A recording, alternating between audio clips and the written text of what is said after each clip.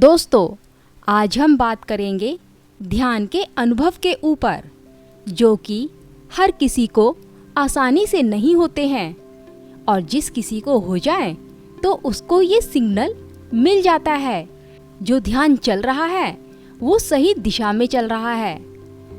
ध्यान में अलग अलग रंगों का दिखाई देना, विचित्र दृश्य दिखना, ध्यान में शरीर हिलने और हवा में तैरने का अनुभव, अलग अलग आवाजों का सुनाई देना। आज हम इन्हीं अनुभवों को जानने की कोशिश करेंगे।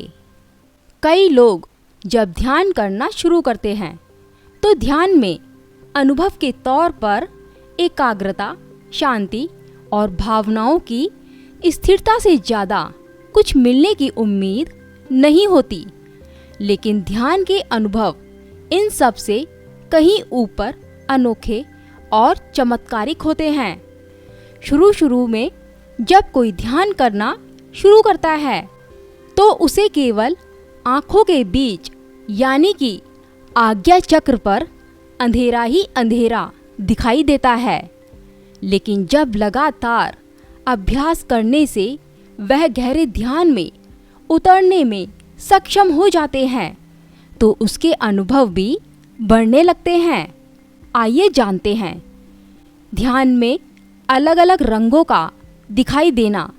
जैसे कि मैंने बताया कि शुरू में लोगों को आज्ञा चक्र के बीच यानी कि भुवों के बीच में केवल अंधेरा ही अंधेरा नजर आता है, लेकिन बाद में गहराई में जाने के बाद उन्हें अलग अलग रंग दिखाई देने लगते हैं, जैसे कि लाल रंग, पीला रंग, सफ़ेद रंग। आध्यात्म में इन सभी रंगों को एक संकेत के रूप में देखा जाता है दोस्तों, और सब रंगों के दिखने के अनुसार इनके अलग अलग मतलब भी होते हैं। अगर आपको इनके मतलब भी जानने हैं तो कमेंट में लिखकर ज़रूर बताएं। दोस्तों, कुछ लोगों को ध्यान में कई दृश्य भी दिखाई देते हैं। कुछ को भंवर दिखाई देता है तो कुछ को अंतरिक्ष, कुछ को कई आध्यात्मिक हस्तियाँ जो कि अभी शारीरिक रूप में नहीं है।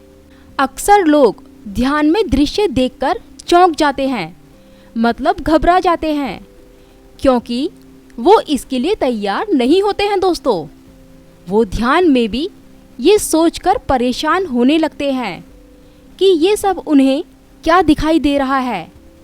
इन सबको भी दोस्तों संकेतों के रूप में ही माना जाता है, लेकिन फिर भी सलाह यही दी जाती है कि आप इन सब पर फोकस बिल्कुल भी ना करें, बल्कि फोकस आपको अपने ध्यान पर करना चाहिए।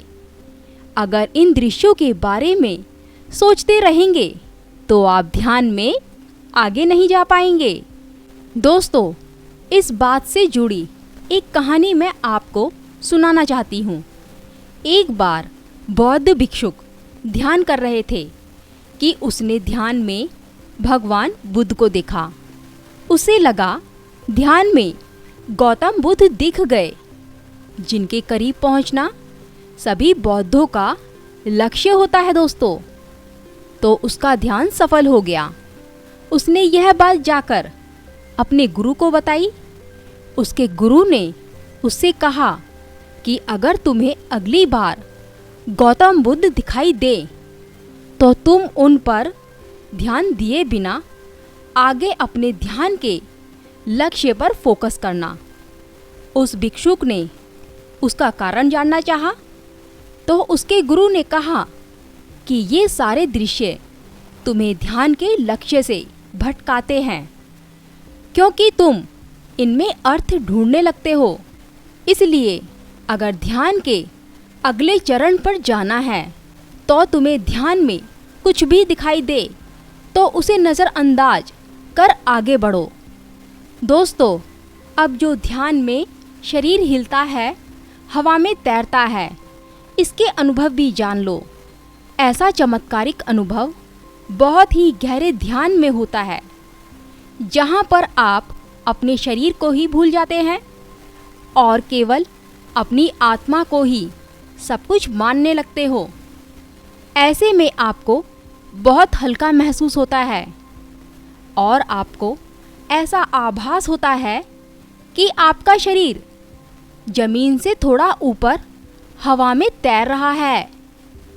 ध्यान में तैरना या उड़ने जैसा अनुभव आमतौर पर हिलने डुलने से कुछ अलग होता है। इसका मतलब है कि आप शारीरिक बंधनों से ऊपर उठ रहे हैं। ये अनुभव भी थोड़ा डरावना होता है, लेकिन इसमें डरने वाली कोई बात नहीं है।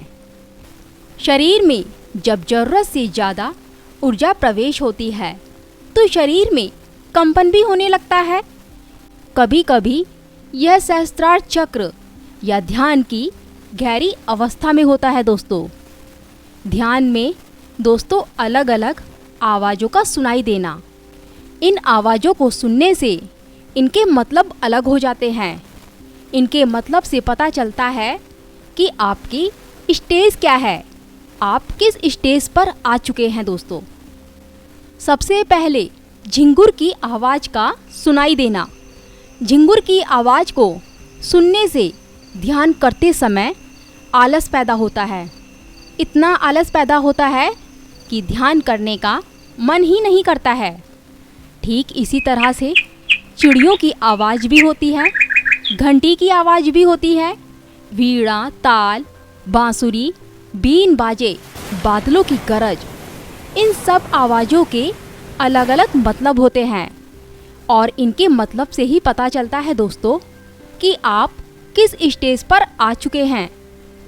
दोस्तों, इन सभी के मतलब जानने हैं तो प्लीज़ कमेंट में लिखकर ज़रूर बताएं। अब दोस्तों, इन आवाज़ों के ऊपर भी एक आवाज़ और होती है और वो आवाज़ होती है सन्नाटे की। और इस सन्नाटे की आवाज़ तक पहुंचने के लिए बाकी की आवाज़ों से गुजरना ही पड़ता है। ये सन्नाटे की आवाज़ ऐसी होती है कि हमें उसकी आवाज़ साफ सुनाई देने लगती है। जो इस संसार को चला रहा है, ईश्वर की आवाज़ को केवल मौन में ही सुन सकते हैं कि आखिर वो हमसे चाहता क्या है। हम तो अपनी बात कह देते हैं शब्दों से, लेकिन उसके कोई शब्द नहीं होते हैं दोस्तों। उसका तो केवल एक ही है, वो है मौन, सन्नाटा, जो केवल गहरे ध्यान में ही सुनाई देता है। ध्यान में चाहे आपका अनुभव कैसा भी हो, आपको डरना नहीं है और ना ही उस पर विचार करना है, बल्कि ध्यान के लक्ष्य की ओर आगे बढ़ते रहना है। दोस्तों, अगर और कुछ भी आपको पूछना है तो प्लीज़ कमेंट में लिखकर ज़रूर डालें। नमस्कार दोस्तों।